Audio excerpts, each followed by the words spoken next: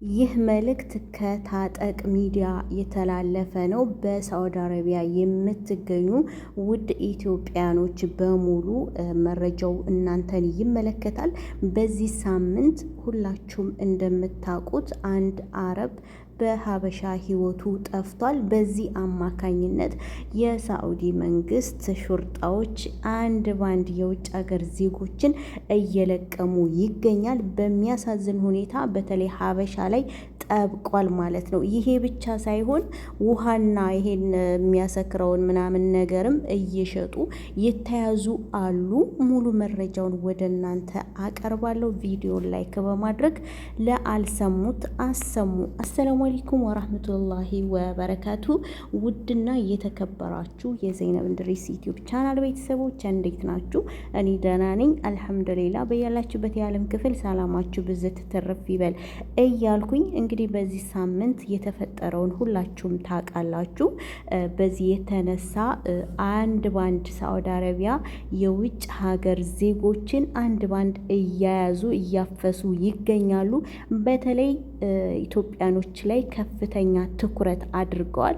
ብዙዎቻችሁ በቲክቶክ በተለያየ በስናፕቻት በተለያየ ሶሻል ሚዲያም የአረቦችን ቁጣና ጩኸትም እየሰማችሁ ይገኛል። በነገራችን ላይ የኛ ልጆችም እንደው እጃቸው አያርፍ፣ እግራቸው አያርፍ፣ አፋቸው አያርፍ። እንደ ደህና ነገር እንደ መልካም ነገር ልክ እንደ ጥሩ እንደ ሀላል ነገር ይሄንን ውሃ የሚሸጡ ከነ እቃው ከነ ሮቶ ከነ ምናምኑ ፖስት እያደረጉ ይህን ስራ መስራት የምትፈልጉ በአቋራጭ መክበር የምትፈልጉ ጀግና የሆናችሁ ድፍረቱ ያላችሁ ተቀላቀሉን እያሉ በቲክቶክ ሲፖስቱ ብዙ ፖስት አይቻለሁ። ወላይ ነው የምላችሁ። እንደ ደህና እንደ ሙያ እንዳለው ሰው እንደ ደህና ነገር እንደ ሀላል ነገር ማለት ነው የሰራ ነው የተፈጸመው ነገር አልበቃ ብሎ ሌላ መዘዝ ሊያመጡብን እንደዚህ እያደረጉ ፖስት የሚያደርጉ ሀበሾችም አሉ። እናንተም ብትጠነቀቁ ጥሩ ነው። እያንዳንዱ በምትፖስቱት ነገር ላይ ሁላ ተጠያቂ ልትሆኑ ትችላላችሁ። እናንተም እጃቸው ውስጥ ልትገቡ ትችላላችሁ እና ጥንቃቄ አድርጉ።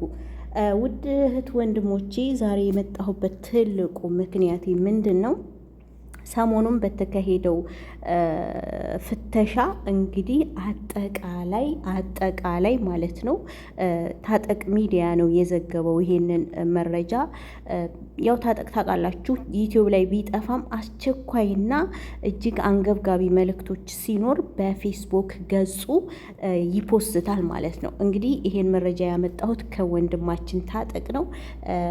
ቪዲዮውን እስከ መጨረሻው አዳምጡ።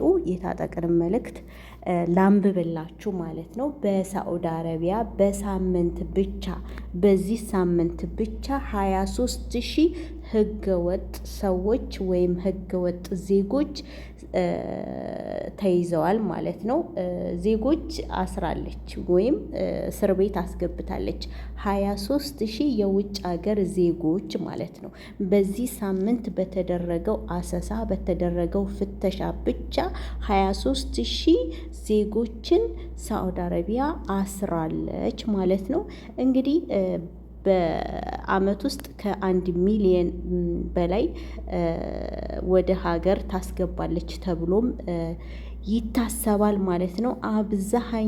አብዛኛው ይሄ ከ23,000 ውስጥ አብዛኛው የኢትዮጵያዊ ዜጎች እንደሆኑ ያመለክታል እንግዲህ መረጃው ማለት ነው። ውድ ቤተሰቦቼ አሁን ላይ በጣም ጠብቋል። አንደኛ ነገር ኢቃማ አሰሩ ህጋዊ ሆኑ ብለው ህጉን ቀለል አድርገው አመቻችተውልን እንግዲህ ያሰራም አሰርቷል ማለት ነው። ከዚህ በኋላም የሚመጣው ነገር በጣም ከባድ ነው ብዬ አስባለሁኝ። በዚህ ደረጃ ህዝቡን ህጋዊ ለማድረግ የሄዱበት መንገድ ራሱ የሆነ ኃይለኛ ፍተሻ ከዚህ በኋላ እንደሚከሰት ነው እኔ የተረዳሁት። ያ ሆኖ ሳለ እንግዲህ ያንን አረብ ያ ወንድማችን ህይወቱን አጥፍቶት እንደጠፋ ሀገር እንደገባ ግማሹ የመን ይላል፣ ግማሹ ተይዟል ይላል። ብቻ ትክክለኛውን መረጃው ምን ላይ እንደደረሰ ባላውቅም በዛ በልጅ ምክንያት አሁን ላይ እጅግ በጣም ፍተሻ እንዳለ ያው እንግዲህ ሁሉም በሚዲያው ዘግቧል። አረቦችን በተለያየ ሶሻል ሚዲያ እየሰማችሁ ነው። በጣም ሀበሾች ጨካኞች ናቸው። ሀበሾችን አንፈልግም ይውጡልን ምናምን እያሉ ነው። እና አሁን እሱ ካልተገኘ እሱ እስከሚገኝ ግዴታ ፍተሻው ይቀጥላል ብዬ አስባለሁ። በተለይ ገጠር ያላችሁ ኢጃዛ ቤት ያላችሁ ምናምን ጥንቃቄ አድርጉ። በእርግጥ አላህ ነው የሚጠብቀው፣ ግን ደግሞ ሰበቡን ማድረስ ጥሩ ነው። እንደዚህ በጣም ተቸግሮ አንገቱን ደፍቶ የሚሰራ ሰው አለ በነገራችን ላይ። ግን አንዳንዶቹ በአቋራጭ ለመክበር በአቋራጭ ሀብታም ለመሆን የሚያደርጉት ነገር በጣም ንጹሐን ዋጋ ያስከፍላል። እና እየታዘብኩት አንዳንድ ቲክቶክ ላይ ፖስቶችን አይቼ ይህን ስራ መስራት የምትፈልጉ አናግሩን፣ በውስጥ መስመር ሀብታም መሆን የምትፈልጉ ጀግና የሆናችሁ ቆራጥ የሆናችሁ የማትንበጫበጩ ምናምን ይላሉ። እንደ ሙያ ማለት ነው። ይህንን ውሃ ማፍላት ምናምን ገብቷችኋላ? ያው ዩቲዩብ አይፈቅድምና ለዛ ነው ስሙን የማልጠራው። ይህን ውሃ ማፍላት ምናምን ይህን ነጩን ነገር ማለት ነው እንግዲህ አገራቸው ላይ ሆነው መስራት ሲኖርባቸው ሰው ሀገር መጥተው እንደዚህ አይነት ድርጊት ይሰራሉ። ይሄ ደግሞ የነሱ ስራ ለንጹሃኖች ነው እንትን የሚሆነው የሚተርፋቸው።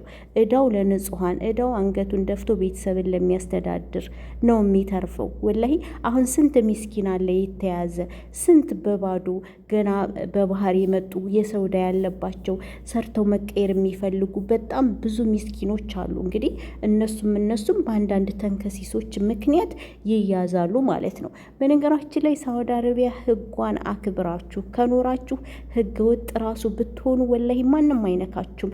ለስንት ዓመታት ህጓን አክብረው ያለ ህጋዊነት መኖሪያ ፈቃድ ሳይኖራቸው የኖሩ ብዙ ሰዎች አሉ። በሐላል መንገድ ሰርታችሁ ያልተለወጣችሁ በእንደዚህ አይነት ያልሆነ ነገር እየሰራችሁ ያልፍልናል ወይም ሀብታም እንሆናለን ብላችሁ የምታስቡት ሰዎች እውነቴን ነው የምላቸው፣ አይጠቅማችሁም። አንደኛ ለራሳችሁም ጥሩ አይደለም፣ ለሀገራችሁም ጥሩ አይደለም፣ ለስማችሁም አጠቃላይ። አሁን ይሄ ልጅ የሰው ህይወት ቢያጠፋ እንዳለ ሀበሾች ጨካኞች ናቸው፣ ሀበሾች እንዲህ ናቸው። ይሄንን የሚጠጣ የሚያሰክር ምናምን ነገር ስታመጡ ደግሞ ሀበሾች ይሄ ነው ስራቸው። በቃ በእንደዚህ በመጥፎ ነገር ነው እየታወቅን ያለ ነው። በመልካም ነገርስ ብንታወቅ ምን አለበት? እውነቴን ነው። ማዳም ቤት የምትሰሩ ብዙ ስሜታችሁ ሊነካ ይችላል፣ ብዙ ሊፈታተኗችሁ ይችላሉ አውቃለሁ። ግን ደግሞ መታገስን የሚያክል ነገር የለም። ደሞዛችሁን ካልሰጧችሁ የመጀመሪያ ወር ካልሰጧችሁ ለቃችሁ መሄድን አማራጭ አድርጉ። በየትም ሁኔታ በምንም ሁኔታ እነሱ ስሜታዊ ያደርጋሉ፣ ያናድዳሉ፣ ብዙ ነገር ውስጥ ያስገቧችኋል። ግን ደግሞ የሰውን ህይወት ማጥፋት መፍትሄ አታድርጉ። ሰው ሀገር ላይ መጥታችሁ ህጉ የማይፈቅደውን ነገር ሰርተን እንቀየራለን ብላችሁ አትሞክሩ፣ አታስቡት።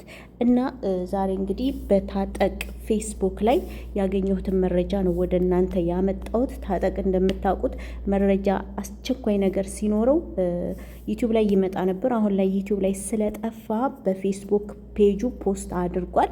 23,000 በአንድ ሳምንት ውስጥ 23,000 ዜጎች የውጭ ሀገር ዜጎች ህገወጦች እንደተያዙ ፖስት አድርጓል። እንግዲህ በአመት ውስጥ ደግሞ ከ1 ሚሊዮን በላይ እንደሚሆኑ ይገለጻል ማለት ነው። ውድ ቤተሰቡ እና ባጭሩ ራሳችሁን ጠብቁ። ሱቅ ምናምን እያላችሁ ኪል ስትይ በባዶ እጅሽ ሀገርሽ ትገቢያለሽ። እያንዳንድሽ ስርዓታችሁን ይዛችሁ አንገታችሁን ደፍታችሁ ብትሰሩ የተሻለ ነው። ሀገርም ያለውን ሁኔታ እያያችሁት ነው፣ እየሰማችሁት ነው። እዛም ሄዶ ችግር ነው። እዚህ ሀገር ቢያንስ ህጉን አክብረሽ በነፃነትሽ አንገትሽን ደፍተሽ ከኖርሽ ምንም ነገር የምትሆኙ ነገር የለም። ሀገርሽ ላይ የተፈጠረውን እየሆነ ያለውን ነገር እንግዲህ ማንም አዲስ አይደላችሁም፣ ታውቃላችሁ። ለመከበር ደግሞ ማክበር ግድ ስለሚል ያላችሁበትን ሀገር ህግ አክብሩ ማለት ወዳለሁኝ። ቪዲዮ ላይክ አድርጉልኝ። ወዳችኋለሁ። በሌላ ቪዲዮ እስክንገናኝ መልካም ጊዜ